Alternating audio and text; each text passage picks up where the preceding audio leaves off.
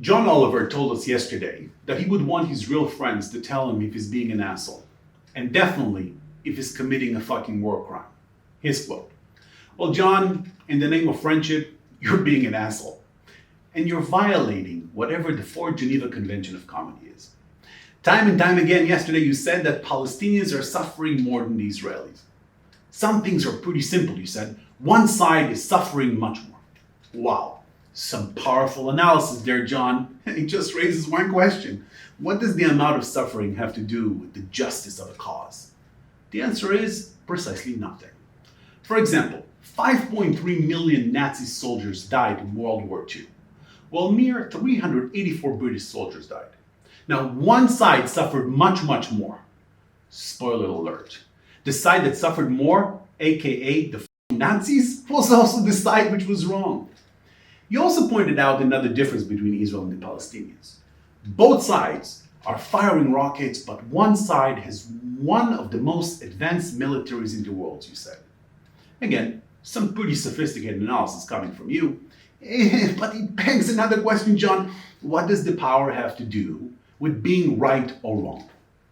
Doesn't seem like much, actually. The 9/11 hijackers had box cutters. Box cutters, John. America, on the other hand, had one of the most advanced militaries in the world. Do we wish that the fight was fairer and Muhammad Hatta had some long-range missiles in addition to box cutters? Would it be better if Hamas, a terrorist organization that calls for genocide of all Jews, had advanced weaponry? I don't know about you, but that does not seem like a great idea. John, you also claimed that when Israel fires rockets at Gaza, it endangered all Palestinians there. I wonder why that might be. Think with me here. Is it possible it has something to do with the fact that Hamas hides behind innocent Palestinians while firing at Israel? Now, don't take my word for it, I'm Israeli.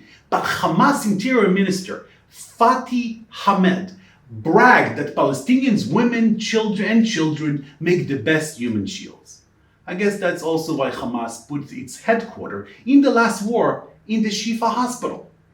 John, just in case you haven't spent time in combat, let me tell you. It's really hard not to hit civilians when the terrorists you're fighting are headquarters in a f***ing hospital. Lastly, it seems that you did not have the time during your segment to get to Hamas's aims. Not important enough to make the cut. I get it.